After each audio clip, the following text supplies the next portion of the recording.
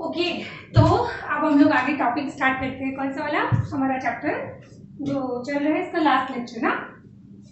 तो अभी मैं आज आपको पढ़ाने वाली हूँ इनफर्टिलिटी के बारे में। और इन केस अगर मान लीजिए कि कोई पर्सन अगर या कोई कपल अगर इनफर्टाइल है, तो उसके लिए हम लोग क्या क्या टेक्निक यूज कर सकते हैं सो दैट वो अपनी फैमिली कंटिन्यू कर सके। ठीक है, पहले मुझे बताइए इनफर्टिलिटी का मीनिंग क्या होता है। तो इनफर्टिलिटी का मीनिंग है कि कोई कपल की अगर शादी हो जाती है और उसके 1 से 2 साल तक कंटिन्यूअस अगर उनका क्या होता है मतलब क्या बोलेंगे अनप्रोटेक्टेड अगर सेक्स हो रहा है बट फिर भी वो बच्चा कंसीव नहीं कर पा रहे, तब उस केस में हम लोग क्या बोलेंगे कि वो कपल कैसा है, इनफर्टाइल।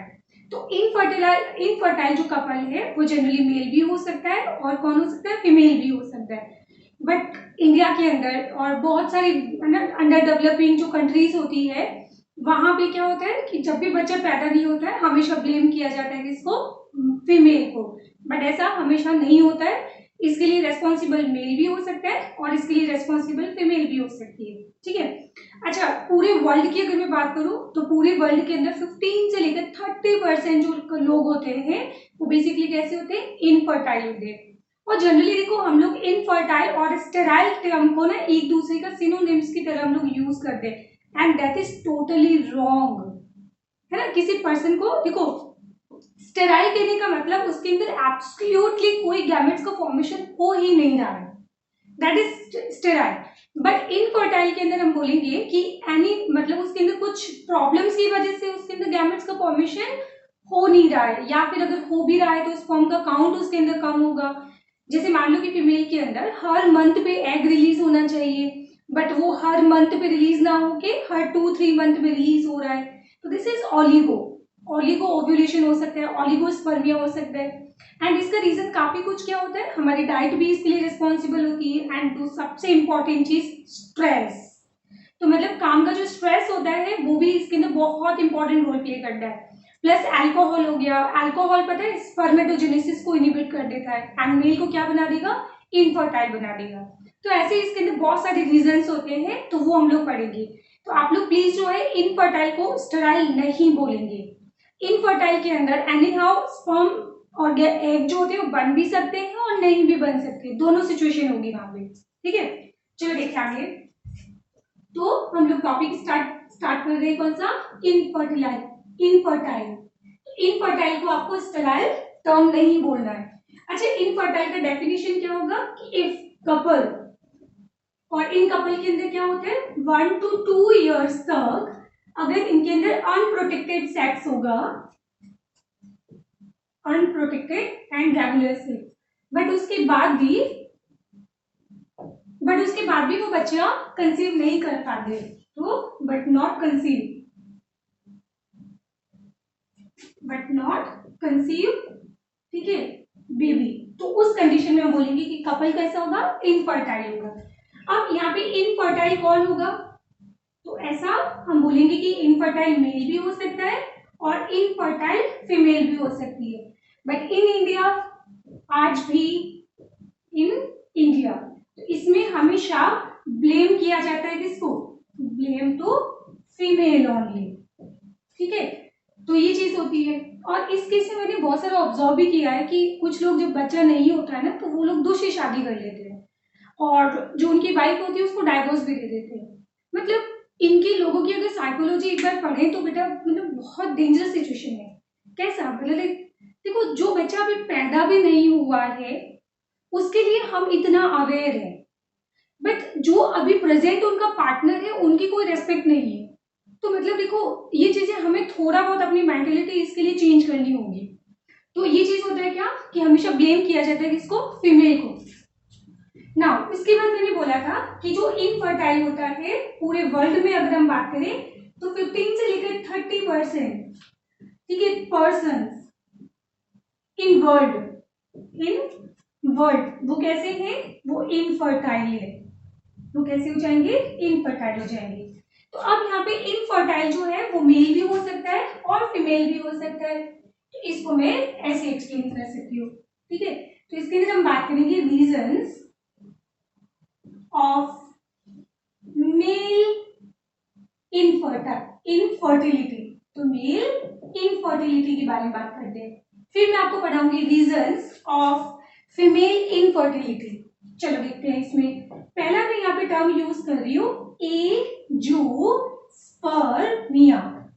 पहला टर्म मैंने क्या यूज किया, एजूस्पर्मिया। तो ए मीन्स क्या हो जाएगा, एब्सेंट। सो बेसिकली इसके अंदर क्या होगा, स्पर्म का फॉर्मेशन होगा ही नहीं।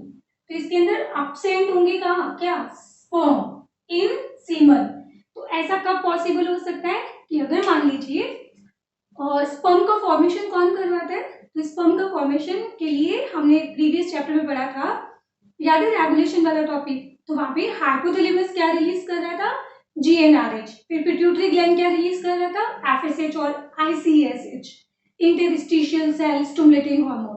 तो अगर सोचो कि हाइपोथैलेमस अगर हार्मोन रिलीज नहीं करे या पिट्यूटरी ग्लैंड अगर हार्मोन रिलीज नहीं करे, सो उस केस में क्या होगा कि, है ना, वहां पे टेस्टिस को कोई स्टिमुलेशन ही नहीं मिलेगा, सर्टुली सेल्स को कोई स्टिमुलेशन नहीं मिलेगा, तो अल्टीमेटली स्पर्म का फॉर्मेशन नहीं होगा। दूसरा कंडीशन ये भी हो सकता है कि जो टेस्टिस फॉर्म हुआ था बट वो टेस्टिस अभी भी क्या है, बॉडी के अंदर ही रह गया, जिसको हम लोगों ने वो मतलब स्कॉटम के अंदर ट्रांसफर नहीं हुआ। इस कंडीशन को हमने कभी बोला था क्रिप्टोआर्चिडिज्म। ठीक है, तो क्रिप्टोआर्चिडिज्म की वजह से भी स्पर्म का फॉर्मेशन नहीं हो सकता है। या फिर थर्ड ऑप्शन इसमें हो सकता है कि जो वास्ट डिफरेंस होती है, जो टेक्निकली स्पर्म को आगे नेक्स्ट कैरी करती है, तो अगर मान लीजिए वास्ट डिफरेंस कैसे हो सकती है, ब्लॉक हो सकती है, तो उस केस में भी जो सीमन होगा उस सीमन के अंदर स्पर्म नहीं होगा। तो ये रीजन हो जाएंगे क्या, एजूस्पर्मिया का। तो इसमें क्या क्या रीजन हो सकते हैं, तो पहला हो जाएगा कि हाइपोथैलेमस जो होगा, हाइपोथैलेमस हो गया, ठीक है, या फिर यहाँ पे पिट्यूटरी ग्लैंड हो गया, पिट्यूटरी ग्लैंड्स हो जाएगी। तो यहाँ पे हम बोलेंगे कि यहाँ हार्मोनल प्रॉब्लम होगी। सो बेसिकली ये क्या हो जाएगा, दिस इज हार्मोनल प्रॉब्लम। या फिर मैंने इसमें दूसरा टर्म यूज किया था क्रिप्टोआर्चिडिज्म, एंड क्रिप्टोआर्चिडिज्म में आपको ऑलरेडी बता चुकी हूँ। इसका मीनिंग क्या होता है कि अगर टेस्टिस जो होते हैं बॉडी के अंदर ही रह जाते हैं, तो हमने पढ़ा था ना, तो ये बॉडी के अंदर ही टेस्टिस रह जाते हैं। और ये टेस्टिस कब स्कॉटम के अंदर ट्रांसफर होते हैं, पढ़ा था ना, एम्ब्रियो के अंदर, कौन से मंथ पे, 7th मंथ पे। ठीक है, तो ये टेस्टिस जो होता है वो है ना बॉडी से ट्रांसफर होगा कहाँ पे, स्कॉटम के अंदर, बट ऐसा हुआ ही नहीं, हिडन टेस्टिस। तो बॉडी के अंदर टेम्परेचर क्या होता है, हाई होता है। सो इस केस में वहां पे स्पर्म जो होते हैं वो सर्वाइव नहीं करेंगे। या फिर हम बोलेंगे कि इसके अंदर जो वास्ट डिफरेंस होगी, वो वास्ट डिफरेंस कैसी हो जाएगी, ब्लॉक हो सकती है। तो ये सारे रीजंस होते हैं किसके, एजूस्पर्मिया के। नाउ सेकंड इसके अंदर हो सकता है यहाँ पे ओलिगोस्पर्मिया, एंड ओलिगो मीन्स क्या होता है, फ्यू, ओलिगोस्पर्मिया। तो ओलिगोस्पर्मिया का मीन्स ओलिगो हो जाएगा क्या, फ्यू, फ्यू स्पर्म, मतलब स्पर्म तो बन रहे हैं बट सीमन के अंदर स्पर्म का काउंट प्रॉपर नहीं होगा। पहले तो मुझे बताओ हमने कितना पढ़ा था प्रॉपर अमाउंट नंबर, तो हमने ऐसा पढ़ा था कि यहाँ पे सीमन जो होता है वो कितना बनेगा, 2.5 to 5 ml सीमन सिंथेसाइज किया जाता है, मतलब इन वन इजेक्शन। तो इतना सीमन रिलीज होता है और इतने सीमन के अंदर पर इजेक्शन,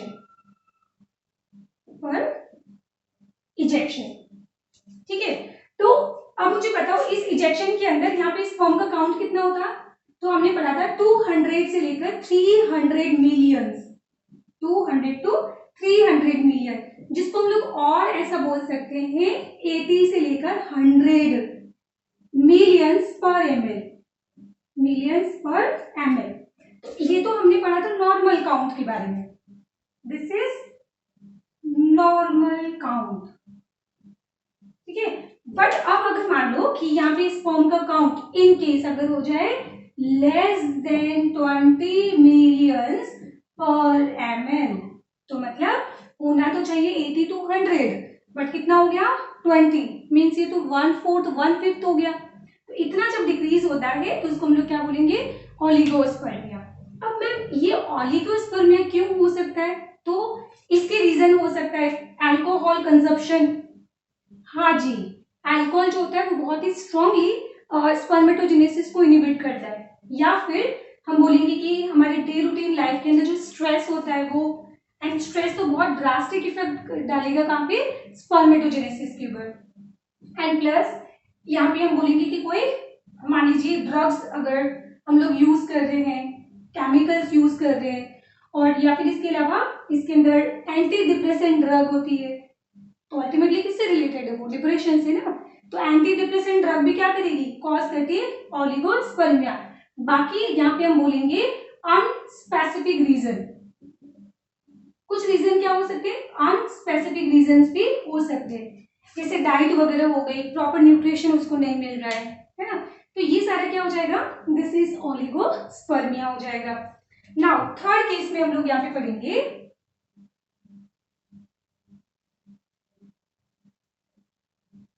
सॉरी, तो थर्ड केस हम लोग यहाँ पे डिस्कस करेंगे कि एस्थेसो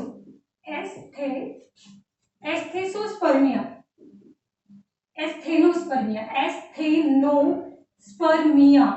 और एस्थेनोस्पर्मिया का मतलब होता है कि मान लीजिए स्पर्म का काउंट बिल्कुल नॉर्मल है, बट स्पर्म जो होते हैं वो मोटाइल ही नहीं है, मूव ही नहीं कर पा रहे, तो यहाँ पे हम बोलेंगे कि डिफेक्ट इन स्पर्म मोटिलिटी,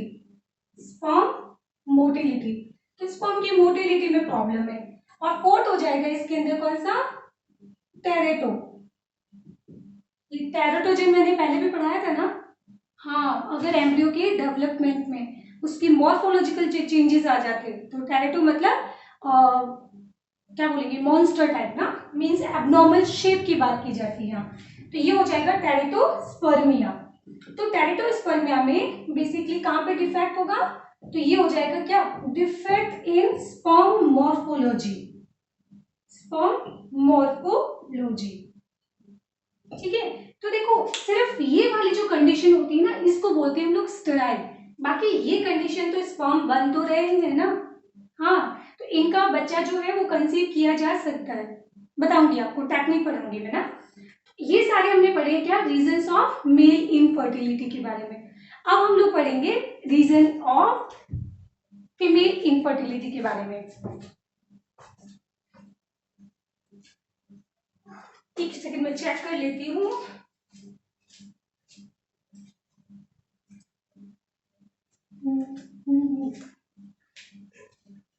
तो प्रॉपर दिखाई दे रहा है, ये मॉर्फोलॉजी लिखा है मैंने, ठीक है। चलो आगे आ जाते हैं हम लोग। तो अब हम पढ़ेंगे defect in female,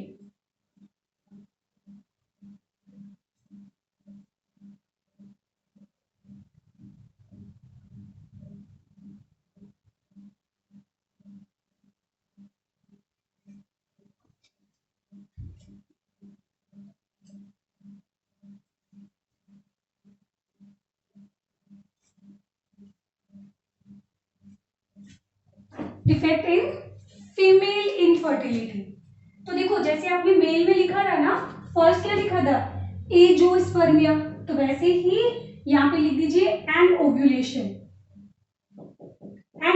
and means क्या हो जाएगा, अब्सेंट, तो हम लोग बोलेंगे कि यहाँ पे ओव्यूलेशन क्या होगा, अब्सेंट होगा। अब इसका मतलब no egg formation at all, तो यहाँ पे नो एग होगा, ठीक है।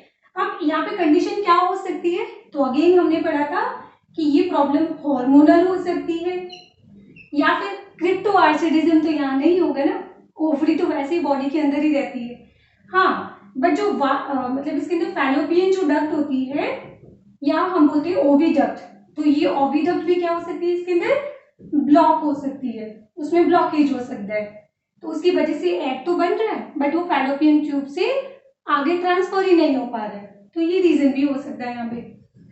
तो हार्मोनल क्या हो सकता है, तो हार्मोनल में मैंने आपको पढ़ाया था कि ये हाइपोथैलेमस में प्रॉब्लम हो सकती है कि वो जीएनआरएच रिलीज नहीं कर रहा है, या फिर जीएनआरएच तो रिलीज हो रहा है बट पिट्यूटरी ग्लैंड जो है हार्मोन रिलीज नहीं कर रही है, एफएसएच हो गया, एलएच। बट एक इंपॉर्टेंट चीज सुनिए, अगर फीमेल के अंदर जब भी मेंस्ट्रुअल साइकिल में डिस्टरबेंस होता है तो कहीं ना कहीं उसका स्ट्रॉन्ग कनेक्शन होता है थायराइड ग्लैंड से, यस, थायराइड ग्लैंड का बहुत स्ट्रॉन्ग कनेक्शन है किससे, ओव्यूलेशन से। तो जब भी मान लो कि मेंस्ट्रुअल जो साइकिल होती है, जब डिस्टर्बेंस हो जाता है ना, डॉक्टर के पास जब जाते हैं तो डॉक्टर हमेशा फीमेल के अंदर थायराइड पहले चेक करवाएंगे कि कहीं हाइपोथायराइडिज्म तो नहीं है, और उसकी वजह से मेंस्ट्रुअल साइकिल डिले होता ही होता है। तो ध्यान रखना, यहाँ पे हाइपोथैलेमस और पिट्यूटरी ग्लैंड के साथ इन्वॉल्व होगा कौन, थाइमस ग्लैंड भी और कॉर्टिकल ग्लैंड मतलब एड्रिनल ग्लैंड भी। हाँ, तो यहाँ पे एड्रिनल ग्लैंड का भी काफी कनेक्शन होता है। तो ये चीज समझ आ गया। अच्छा, फिर दूसरा हमने पढ़ा था क्या, ओलिगो। दूसरा हम पढ़ेंगे यहाँ पे ओलिगो। जैसे हमने एंजियोस्पर्मिया पढ़ा था, यहाँ पे मैं आपको पढ़ा रही हूँ एनओव्यूलेशन। ओलिगोस्पर्मिया, ओलिगोस्पर्मिया की जगह पढ़ेंगे हम ओलिगो ओव्यूलेशन। ओलिगो ओव्यूलेशन तो मतलब इसके अंदर क्या होगा कि आइडियली हर मंथ के अंदर एक एग रिलीज होना चाहिए, बट यहाँ पे अगर मान लो मेंस्ट्रुअल साइकिल होता है 2-3 मंथ के अंदर, तो हर मंथ में तो एग रिलीज नहीं हो रहा है ना, तो नॉट एग्जैक्टली 12 एग रिलीज हो रहे हैं, बट यहाँ पे एग का काउंट हम बोल सकते हैं कि 4-5 इन अ ईयर। तो ऐसा कंडीशन होगा तो इसको बोला जाएगा ओलिगोस्पर्मिया। अगेन इसके लिए कौन रेस्पॉन्सिबल हो सकता है, इसके लिए स्ट्रेस बहुत इंपॉर्टेंट है। स्ट्रेस का बहुत डायरेक्ट कनेक्शन होता है हमारी, मतलब बहुत ज्यादा ओवर स्ट्रेस की वजह से हमारा रिप्रोडक्टिव सिस्टम जो है बहुत ड्रास्टिक अफेक्टेड होगा। तो स्ट्रेस हो सकता है, इवन हमारी डाइट हो सकती है, इवन एक्सरसाइज हो सकती है, और हम लिखेंगे अनस्पेसिफिक रीजंस भी यहाँ पे हो सकते हैं इसके लिए। ये क्लियर हो गया। उसके बाद हम पढ़ेंगे थर्ड कि मान लो बच्चा अगर कंसीव नहीं हो रहा है तो उसका रीजन ये भी हो सकता है कि फीमेल के यूटरस के अंदर, सर्विक्स के अंदर खूब सारी एंटीबॉडी है, और वो एंटीबॉडी किसके अगेंस्ट है, स्पर्म के अगेंस्ट। क्योंकि देखो स्पर्म एग्जैक्टली है क्या, मेल से आने वाली सेल, तो फीमेल के लिए तो क्या होगा, एज अ फॉरेन सेल ही होगा। तो उन फॉरेन सेल के अगेंस्ट अगर फीमेल का इम्यून सिस्टम अगर सिंथेसाइज कर रहा है एंटीबॉडी, तो स्पर्म सारे क्या हो जाएंगे, डिग्रेड हो जाएंगे, तो अल्टीमेटली फिर फर्टिलाइजेशन नहीं होगा। तो हम बोलेंगे यहाँ पे थर्ड रीजन और हो सकता है क्या, इम्यूनिटी ऑफ फीमेल। तो इम्यूनिटी ऑफ फीमेल का मतलब हुआ कि यहाँ पे एंटीबॉडी सिंथेसाइज्ड होती है अगेंस्ट स्पर्म। तो स्पर्म के अगेंस्ट क्या हो सकता है, एंटीबॉडी यहाँ पे सिंथेसाइज हो सकती है।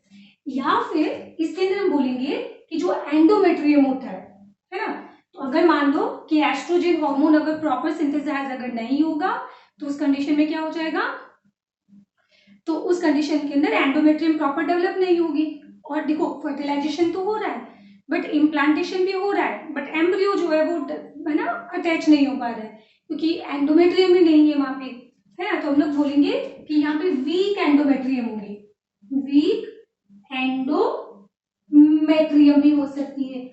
और यहाँ पे कंडीशन हो सकती है कि जो कॉर्पस ल्यूटियम सिंथेसाइज होता है वो इनएडिक्वेट अमाउंट में हार्मोन रिलीज कर रहा है, ठीक है। तो यहाँ पे हम बोलेंगे इनएडिक्वेट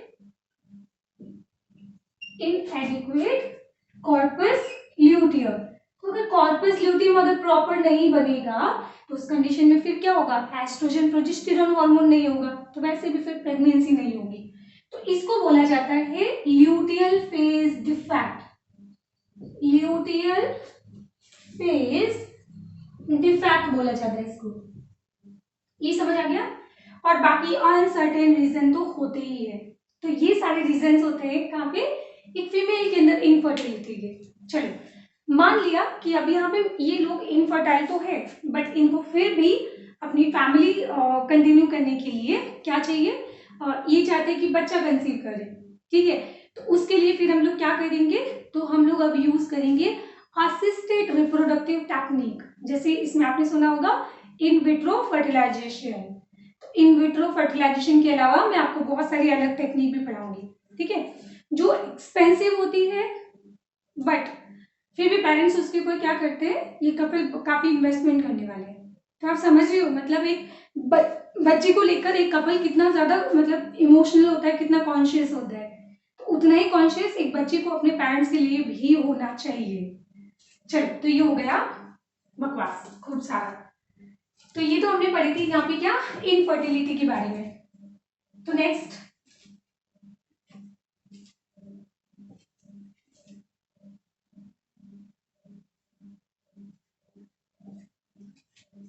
चलिए जी, तो नेक्स्ट इनफर्टाइल के अंदर अब हम लोग यहाँ पे डिस्कस करने वाले हैं ART के बारे में। ART का फुल फॉर्म होता है असिस्टेड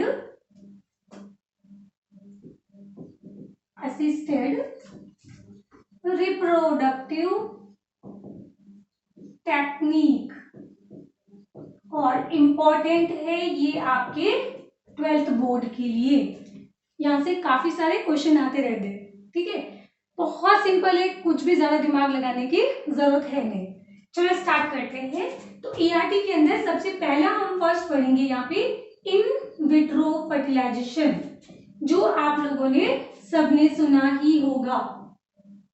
इन विट्रो फर्टिलाइजेशन। अब देखो, जिन बच्चों को इन विट्रो इन विवो का नहीं पता है, मैं बता देती हूँ। इन विट्रो का मतलब क्या होता है? आर्टिफिशियल प्लेस, और इन विवो मतलब नेचुरल प्लेस। तो अगर मान लो फैलोपियन ट्यूब के अंदर अगर फर्टिलाइजेशन हो रहा है, that is the natural place, तो उसको क्या बोला जाएगा? इन विवो फर्टिलाइजेशन बोला जाएगा। मीन्स नेचुरल फर्टिलाइजेशन जो नेचुरल प्लेस पे हो रहा है। और इन विट्रो का मीनिंग क्या होता है? कि अगर आर्टिफिशियल फर्टिलाइजेशन हो रहा है, ठीक है। तो बेसिकली मैं बात कर रही हूँ टेस्ट ट्यूब बेबी की, जिसको बहुत सिंपल सा टर्म के अंदर बोला जाएगा क्या? Test tube baby. अब ये टेस्ट ट्यूब बेबी जो है 1978 के अंदर सबसे पहले फर्स्ट इंग्लैंड के अंदर यहाँ पे इन विट्रो फर्टिलाइजेशन सक्सेसफुल हुआ था, ठीक है। जिसके लिए साइंटिस्ट थे लुइस जॉय ब्राउन। जो बच्चा पैदा हुआ था इन विट्रो फर्टिलाइजेशन से, और उसका नाम था गिलबर्ट ब्राउन। कब? तो हम लोग बात करेंगे इसके द फर्स्ट सक्सेसफुल जो टेस्ट ट्यूब बेबी था, टेस्ट ट्यूब बेबी। तो ये कहाँ पे मतलब सक्सेसफुल कहाँ पे मिली थी? तो हम बोलेंगे इन इंग्लैंड। और इंग्लैंड के अंदर डॉक्टर का नाम क्या था? डॉक्टर का नाम था लुइस जॉय ब्राउन। और इसमें बच्चे का नाम क्या रखा था? यहाँ पे जो टेस्ट ट्यूब बेबी था उस बेबी का, ठीक है, चाइल्ड का नाम क्या रखा था? तो बेबी का यहाँ पे नाम रखा था उन्होंने गिलबर्ट ब्राउन। गिलबर्ट ब्राउन, ठीक है। और ये टेक्निक क्या होती है मैं अभी आपको पूरा एक्सप्लेन करूंगी। तो ये कहानी है कब? ये फर्स्ट सक्सेस हुई थी कहाँ पे? टेस्ट ट्यूब बेबी का मतलब अभी क्या चल रहा है? अभी जुलाई चल रहा है ना? हाँ, इसी ईयर में, इसी मंथ में हुई थी, जुलाई 1978 के अंदर, ठीक है। अब इंडिया के अंदर सबसे पहले टेस्ट ट्यूब बेबी सक्सेसफुल हुई थी, बनाई थी किसने? सुभाष चक्रवर्ती ने। और बेबी वहां पे बच्ची का नाम था कानुप्रिया अग्रवाल, जिसको उन्होंने निक नेम दिया था दुर्गा, क्योंकि बंगाल के अंदर दुर्गा की पूजा बहुत ज्यादा होती है ना, तो उन्होंने नाम दिया था दुर्गा, ठीक है। और वो बस थोड़ा 2 महीने लेट हो गए थे साइंटिस्ट, ठीक है। मतलब वो जो डॉक्टर थे 2 महीने। तो जुलाई के बाद में क्या? जून, जुलाई सितंबर अक्टूबर, बस। अगर मैं बात करूं इंडिया के अंदर, तो इन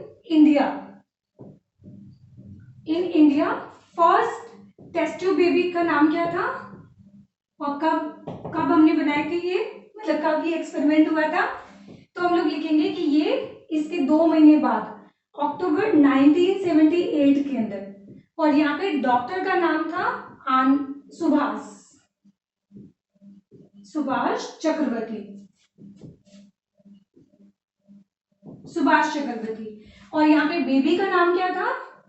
और इस बेबी का नाम था कानुप्रिया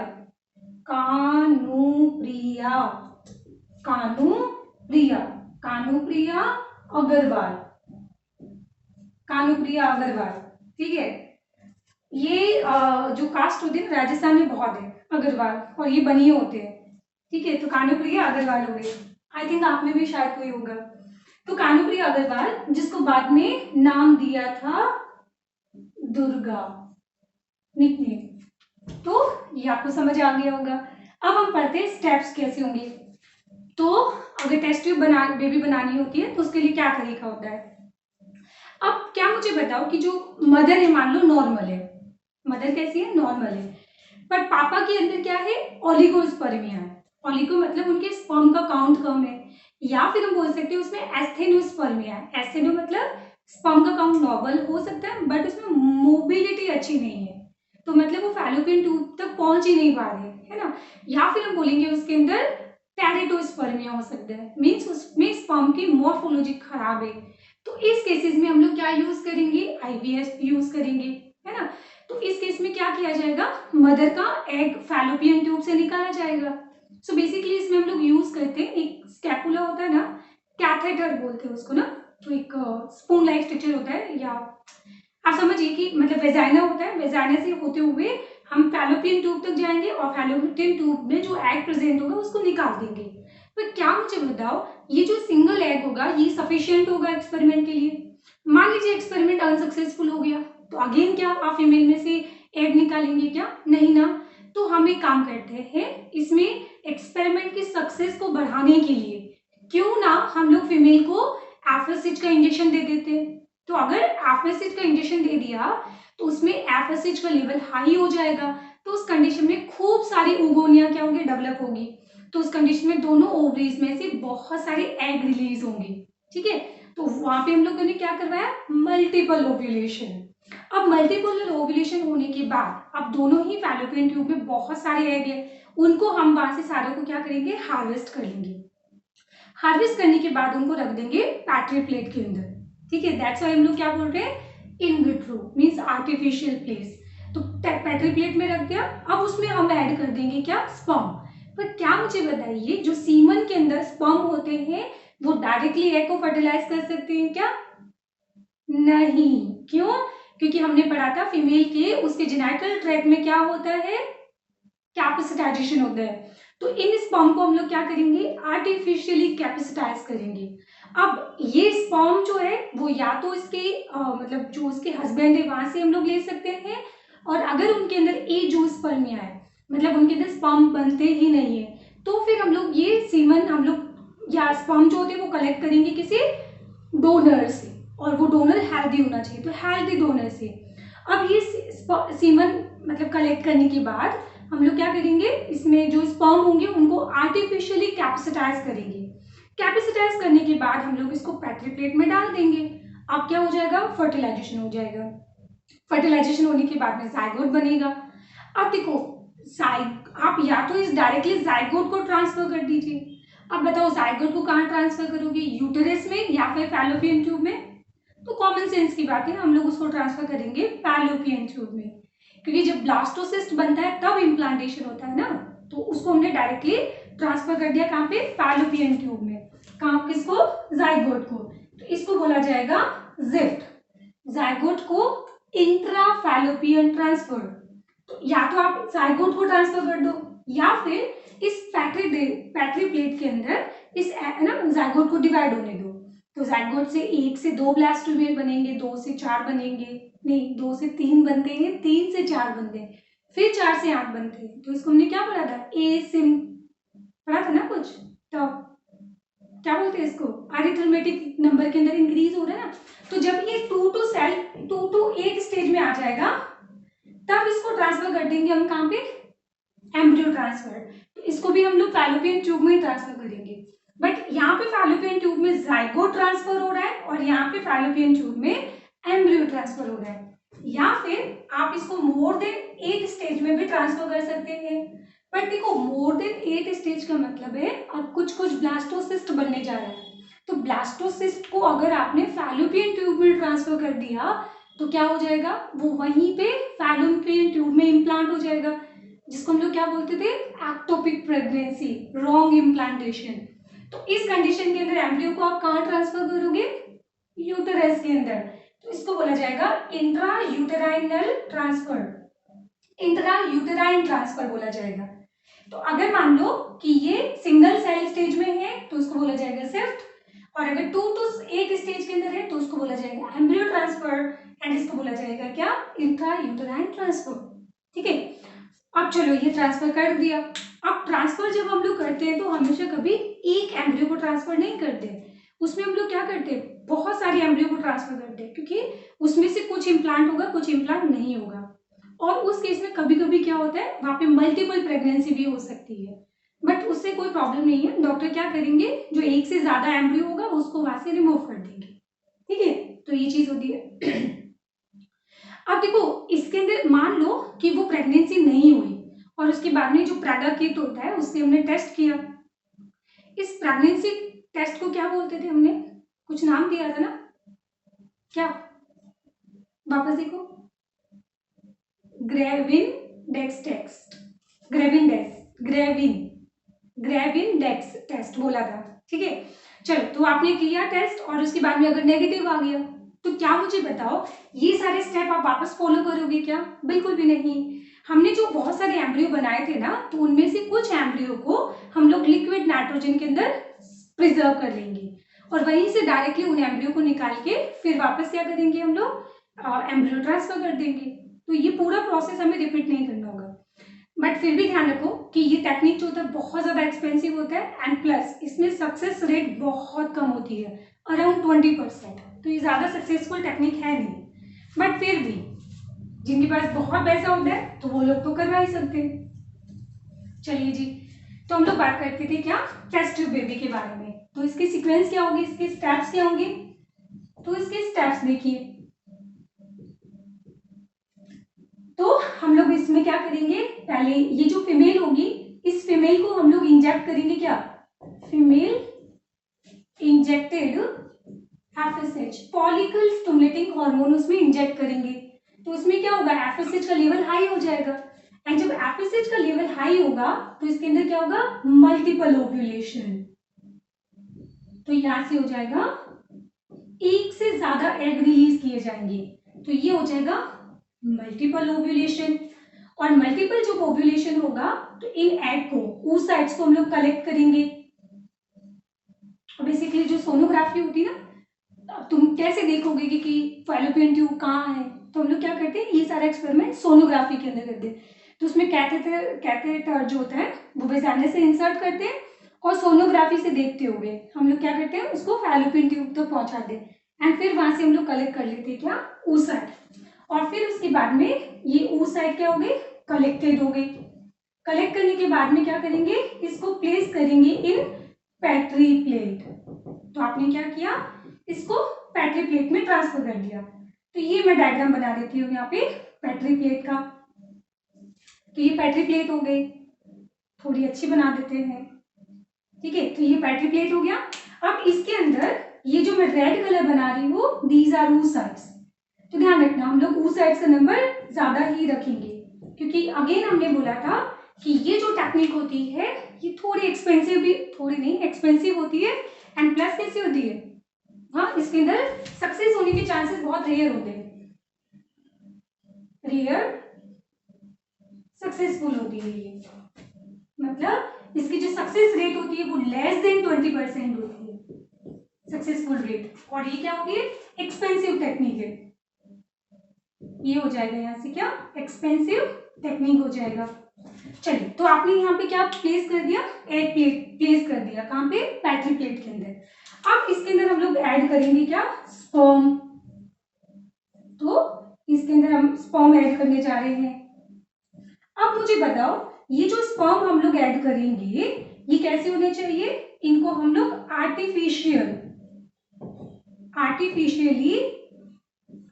आर्टिफिशियली क्या करेंगे, कैपेसिटाइज करेंगे, कैपेसिटेटेड होगा। ठीक है, और ये आर्टिफिशियल जो स्पर्म होंगे कहां से कलेक्ट करेंगे हम लोग, या तो इसके हस्बैंड से कलेक्ट कर सकते हैं या फिर इसको डोनेट करेगा कोई डोनर। तो ये समझ आ गया। तो हस्बैंड या डोनर से हम लोग क्या करेंगे, कलेक्ट करेंगे स्पर्म और उनको केमिकली आर्टिफिशियली क्या करेंगे, कैप्सिटेट करेंगे एंड देन फिर उसके बाद में यहाँ पे इसको ऐड कर देंगे। अब यहाँ पे स्पर्म का काउंट भी आपको बहुत ज्यादा रखना पड़ेगा, क्योंकि आर्टिफिशियली फर्टिलाइज के चांसेस थोड़े कम होते हैं। ठीक है, सो यहाँ पे स्पर्म का काउंट हम लोग रखेंगे 10 to the power 5 sperm, 10 to the power 5 मतलब 50 स्पर्म रखना पड़ेगा यहाँ पे। ठीक है, चलो ये ऐड कर दिया। अब इसके बाद में क्या होगा, अगर लकी रहे तो फर्टिलाइजेशन हो जाएगा। तो फर्टिलाइजेशन होने के बाद क्या बनेगा, फॉर्मेशन ऑफ जाइगोट। तो यहां से हो जाएगा अब क्या, फॉर्मेशन ऑफ जाइगोट। और जब जाइगोट बन जाएगा तो उसके बाद क्या करेंगे हम लोग, इसको ट्रांसफर करेंगे। तो नेक्स्ट स्टेप होगा क्या, ट्रांसफर। तो नेक्स्ट स्टेप हो जाएगा यहाँ पे क्या, ट्रांसफर। बट ट्रांसफर के अंदर यहाँ पे 3 केसेस हो सकते हैं। कैसे, मैं इनको भर दूं पहले।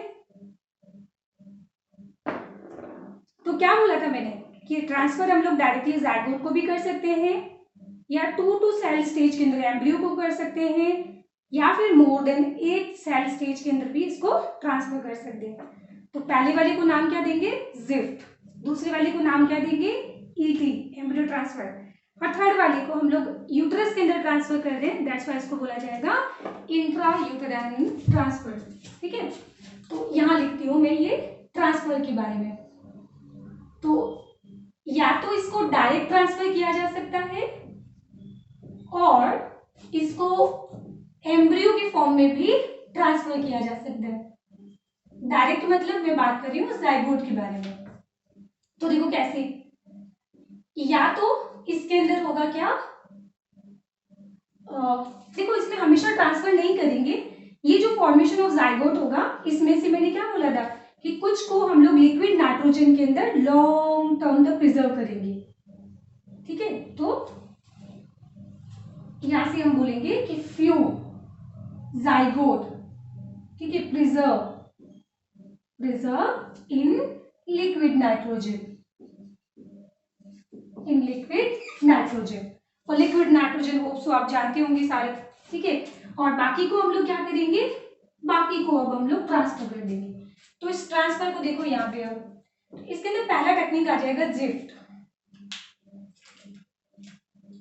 एक हम लोग करेंगे यहाँ पे जिफ्ट, ये बहुत इंपॉर्टेंट है, सुनना। सेकंड हो जाएगा यहाँ पे एम्ब्रियो ट्रांसफर, और थर्ड हो जाएगा इंट्रा यूटेराइन ट्रांसफर। इन दोनों को हम लोग ट्रांसफर करते हैं कहाँ पे, फैलोपियन ट्यूब में ही ट्रांसफर करेंगे। तो इसका मैं फुल फॉर्म लिख देती हूँ। दिस इज जाइगोट को ट्रांसफर किया है फैलोपियन ट्यूब में, तो zygote intra fallopian transfer, zygote intra fallopian transfer. तो हम लोग बोलेंगे कि यहाँ पे जाइगोट को ट्रांसफर किया जाता है इनटू फैलोपियन ट्यूब, और वो भी कब, जाइगोट मतलब सिंगल सेल स्टेज के अंदर, फैलोपियन ट्यूब के अंदर। अब इसका फुल फॉर्म हो जाएगा एम्ब्रियो ट्रांसफर, एम्ब्रियो ट्रांसफर। ये बहुत इंपॉर्टेंट है, ध्यान रखना। ठीक है, तो इसमें हम लोग क्या करेंगे, एम्ब्रियो को ट्रांसफर करेंगे। बट एम्ब्रियो भी कौन सा वाला, जो 2 to 8 सेल स्टेज में, कौन सा, 2 to 8 सेल स्टेज में, मीन्स ब्लास्टोमियर कितना है, 2 to 8 ब्लास्टोमियर से। तो ये भी कहां पे ट्रांसफर होगा, transfer into fallopian tube, into fallopian tube. पर जब इससे बड़ा एम्ब्रियो हो जाता है तो उसको हम फैलोपियन ट्यूब में ट्रांसफर नहीं करेंगे, नहीं तो हो जाती है एक्टोपिक प्रेगनेंसी, रॉन्ग प्रेगनेंसी। तो इसका फुल फॉर्म हो जाएगा यहाँ पे इंट्रा, इंट्रा मतलब with in, intra uterine, intra uterine transfer. और इसके अंदर हम लोग एम्ब्रियो कौन से सेल स्टेज में होगा, मोर देन 8 सेल स्टेज में, more than 8 cell stage embryo होगा यहाँ पे। और इसको कहाँ पे ट्रांसफर करेंगे हम, यूटेरस के अंदर।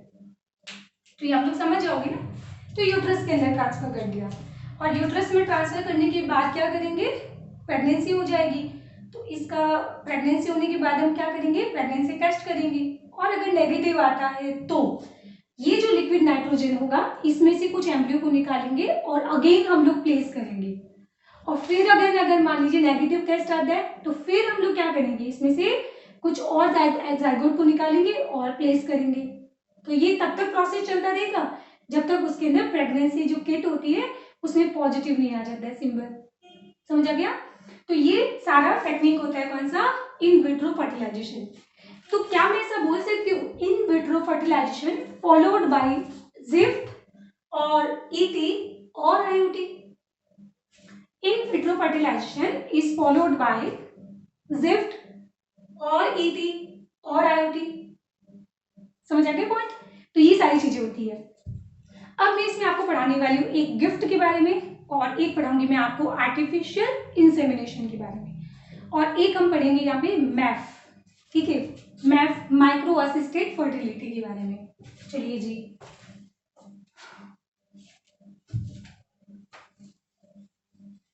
ये आप लोग ध्यान रखना, बहुत इंपॉर्टेंट चीज है, एग्जाम में क्वेश्चन आता है।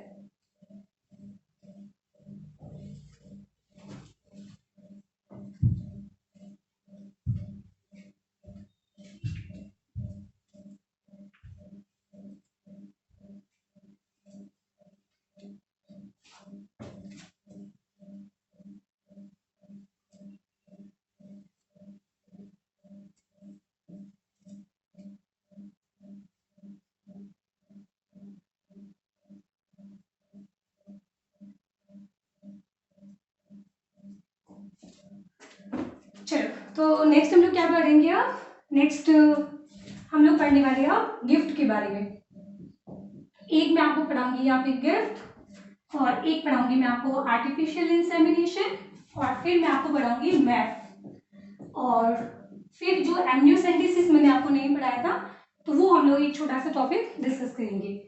नाउ गिफ्ट का मतलब क्या होता है? जनरली गिफ्ट किसको दिया जाता है, या गिफ्ट लेना किसको पसंद होता है? फीमेल को ना। तो हम लोग क्या बोलेंगे कि इसके अंदर प्रॉब्लम किसको होती है? फीमेल को। तो फीमेल यहाँ पे एग प्रोड्यूस नहीं कर सकती है, ठीक है। तो जिन फीमेल्स के अंदर एग बिल्कुल ही प्रोड्यूस नहीं होता है, बट उसके अंदर फैलोपियन ट्यूब एकदम नॉर्मल है, एंड उसका यूट्रस भी एकदम नॉर्मल है, कि वो बच्चे को डेवलपमेंट के लिए जो भी प्रॉपर सुटेबल जो चीजें चाहिए, वो उसका रिप्रोडक्टिव ट्रैक एकदम नॉर्मल है। बस प्रॉब्लम क्या है कि वो एग प्रोड्यूस नहीं कर सकती है, ठीक है।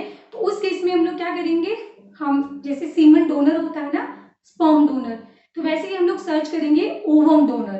तो ओवम की जो डोनर होती है, जो अदर फीमेल होती है, उसमें से हम लोग एग को कलेक्ट करेंगे, और कलेक्ट करने के बाद में इसको प्लेस कर देंगे फैलोपियन ट्यूब में, ठीक है। फिर उसके बाद में नेचुरली कॉपुलेशन होगा, और नेचुरल कॉपुलेशन के बाद मतलब इनके जो हस्बैंड के स्पर्म होंगे वो फर्टिलाइज होगा इसके एग के साथ, और उसके बाद जो है ये फीमेल क्या हो जाएगी? प्रेग्नेंट हो जाएगी। बस ध्यान रखना, इसमें जो एग होगा वो हम लोग किसी अदर फीमेल से यूज करेंगे। सो दैट्स व्हाई इसको बोला जाता है गिफ्ट। तो गिफ्ट का मतलब होता है गैमेटिक इंट्राफैलोपियन ट्रांसफर। क्या फुल फॉर्म बोला मैंने? दिस इज गैमेटिक इंट्राफैलोपियन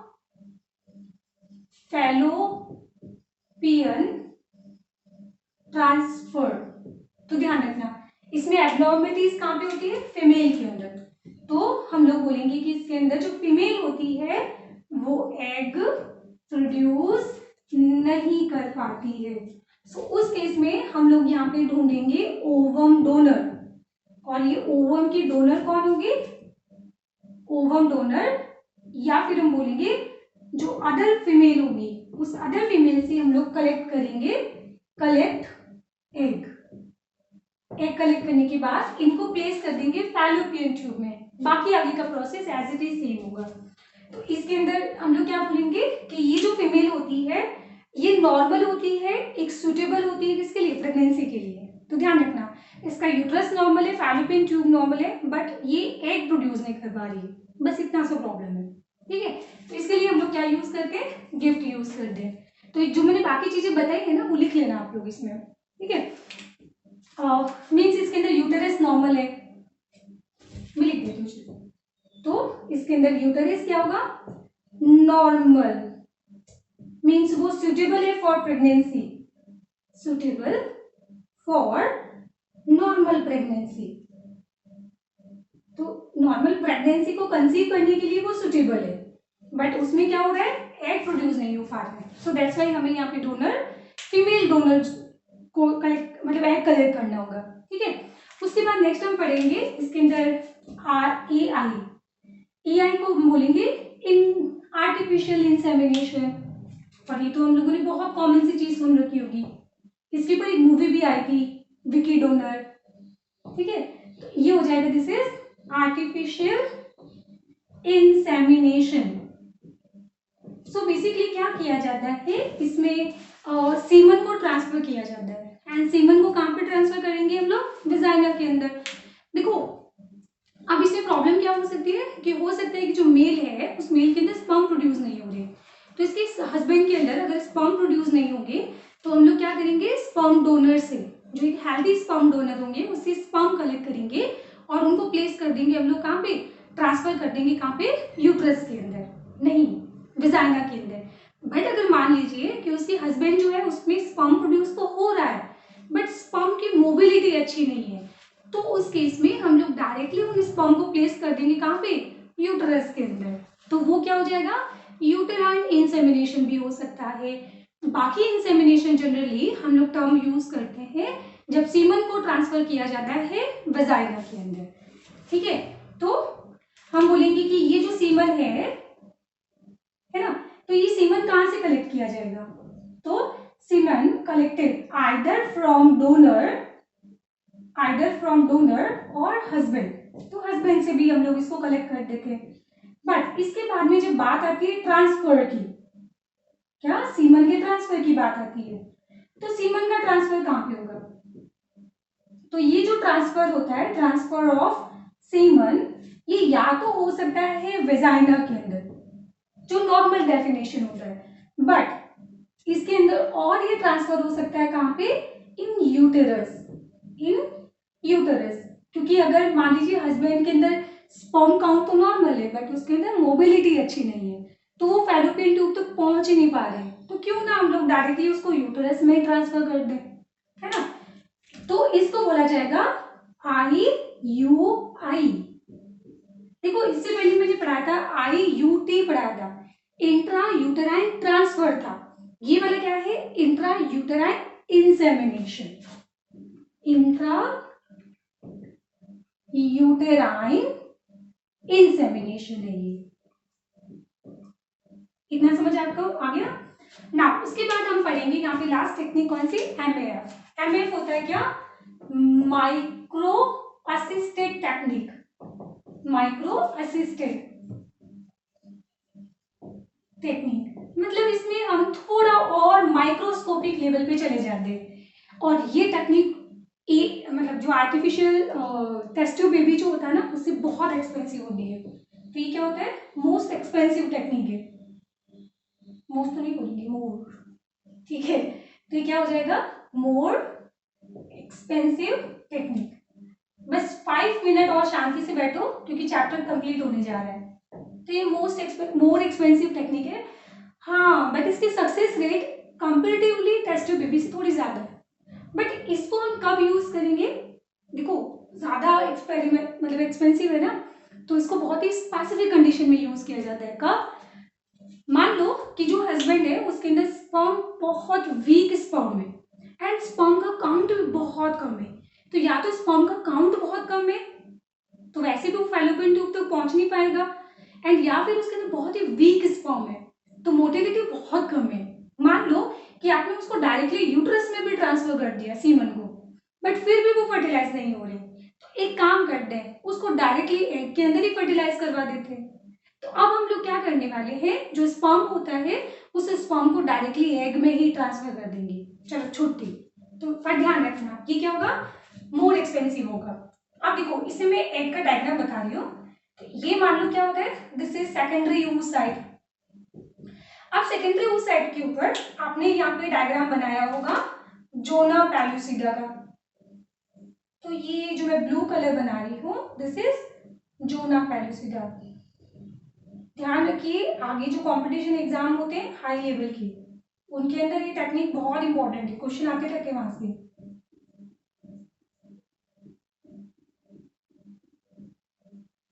अच्छा आप लोग एक काम करो, एक काउंट डाउन शुरू कर दो। काउंट डाउन कैसे, मानते हैं कि नीट के फर्स्ट वीक के तो जो भी संडे आता है ना उसमें आपका एग्जाम होता है नीट का, तो नेक्स्ट ईयर संडे आपका आ रहा है मई में 2 को, तो आज से अगर मैं काउंट करूं तो आपके पास टाइम कितना है, कितना 302 डेज, तो आपके पास आपकी आगे की पूरी जिंदगी जो है ये डिसाइड करेगा आने वाले 300 दिन, ठीक है। और ये 300 दिन जो है आपके आगे के 50-60 साल आपके डिसाइड करने वाला है।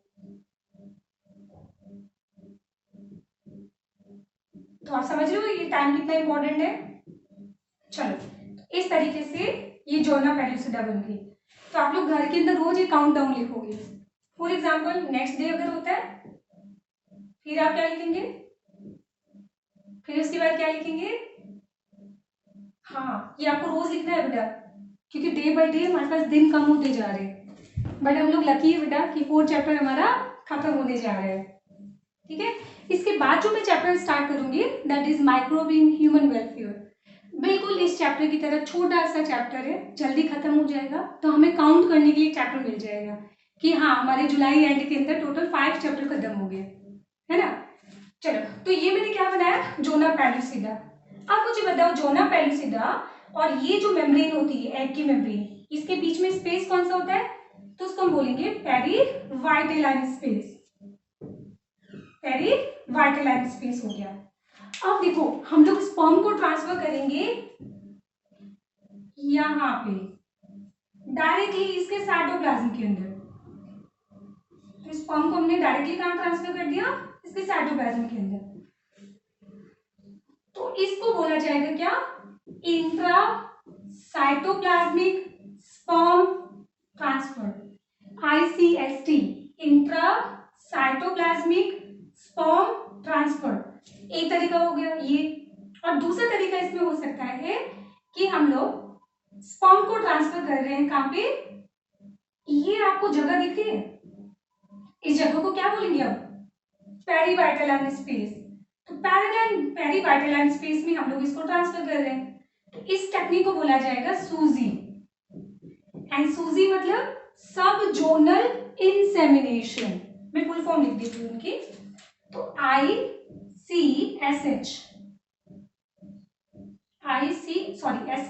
तो ICST क्या हो जाएगा, इंट्रा साइटोप्लाज्मिक स्पर्म, शायद आगे नहीं दिखाई देगा, ट्रांसफर।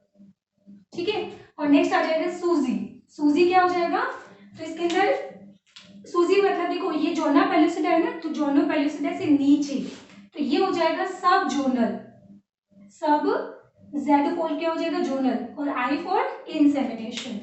ठीक है, तो इसका फुल फॉर्म हो जाएगा सब जोनल, मतलब जोना पेलुसिडा से नीचे, तो सब जोनल इंसेमिनेशन है, इंसेमिनेशन। ठीक है, तो इसके जो सक्सेस रेट होती है वो काफी हाई होती है, सक्सेस रेट काफी क्या होगी, हाई होगी। ठीक है, इन टेक्निक को हम लोग तब यूज करते हैं जब हम लोग इन विट्रो फर्टिलाइजेशन में सक्सेस नहीं मिलती है, क्योंकि अगेन बेटा डायरेक्टली इसको यूज करोगे बहुत एक्सपेंसिव टेक्निक है ये। ठीक है, तो ये सिंपल सी कहानी है इस चैप्टर के बारे में। अच्छा एक काम करते हैं, मैं एमनियोसेंटेसिस जो है ना आपको पढ़ा दूंगी कहाँ पे, जेनेटिक्स वाले टॉपिक के अंदर। वहां तो मुझे वैसे भी देखो वापस पढ़ाना ही पड़ेगा, है ना। अच्छा आप लोग मटेरियल जो मैंने आपको प्रोवाइड किया है ना उसमें से आप पढ़ लेना कि एमनियोसेंटेसिस टेक्निक से ज्यादा एडवांस कौन सी होती है, कोरियोनल विलाय, क्या बोलते हैं, CVS क्या होता है, कोरियोनिक विलाय सैम्पलिंग, वो उससे ज्यादा एडवांस होता है। क्यों, क्योंकि एमनियोसेंटेसिस किया जाता है 4th to 5th मंथ के अंदर। ठीक है, एंड 4th 5th मंथ के अंदर अगर आप टेक्निक यूज करोगे तो उसमें तो एबॉर्शन के चांसेस बहुत कम हो जाते हैं एंड मदर के ऊपर बहुत हाई रिस्क होती है। सो दैट्स वाई हम लोग अब क्या करेंगे, एम्ब्रियोनिक सेल्स जो है वो हार्वेस्ट करेंगे कोरियोनिक विलाई से। सो दैट्स वाई बोलते हैं CVS, कोरियोनिक विलाई सैम्पलिंग, जो जनरली होती है 2nd और 3rd मंथ के अंदर। बाकी इनका प्रिंसिपल सेम ही है, हम लोग वहीं पे भी क्रोमोसोम ही फाइंड आउट कर रहे हैं, बट उससे भी और ज्यादा एडवांस टेक्निक आ गई है। कौन सी, अम्बिलिकल कॉर्ड से हम लोग ट्रांसफर करते हैं, मतलब हार्वेस्ट करते हैं स्टेम सेल्स को एंड फिर उसके बाद में उसका क्रोमोसोमल डिटेक्शन होता है। ठीक है, तो ये सारी टेक्निक हो गई, ये सारा चैप्टर हो गया एंड होप सो इस चैप्टर को आप लोग जो है अच्छे से तैयार कर लेंगे। ठीक है, चलो टाटा बाय बाय, जय हिंद।